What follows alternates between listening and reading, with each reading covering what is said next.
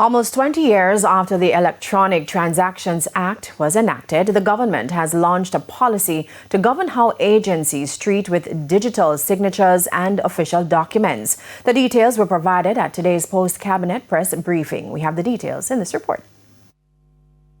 So it starts today, fully across all government ministries, agencies, departments.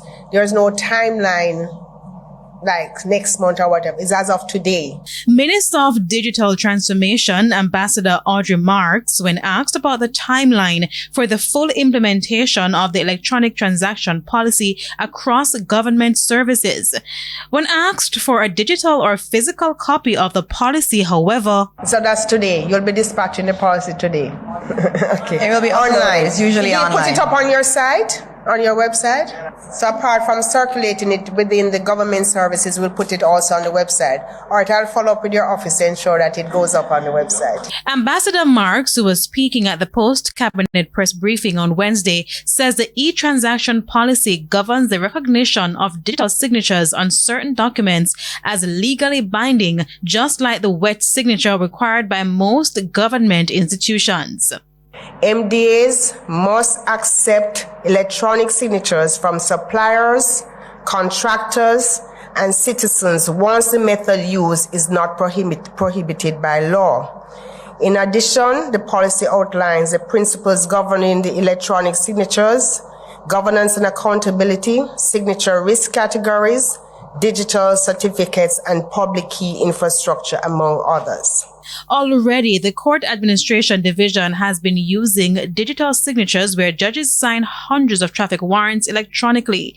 The Tax Administration says suppliers and contractors can submit signed invoices electronically. Ambassador Marks says electronic transactions will not only save time to do business, but also the cost. Digital transactions do not merely represent a technology upgrade. It is a modernization of how government interacts with the public.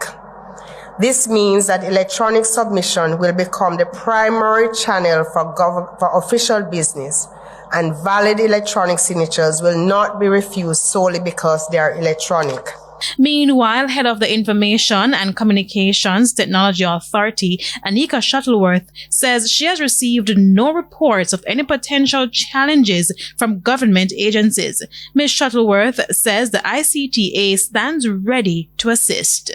As with any policy, this is a start for some. For some entities, they have already been on the journey. In fact, since the pandemic, some entities invested, as Minister had said, in Adobe Sign and some of these other types of solutions. So we're saying utilize those solutions even as we continue to build out the government document signing solution. And of course, we at the ICT Authority will continue to work with all entities wherever they are on their journey.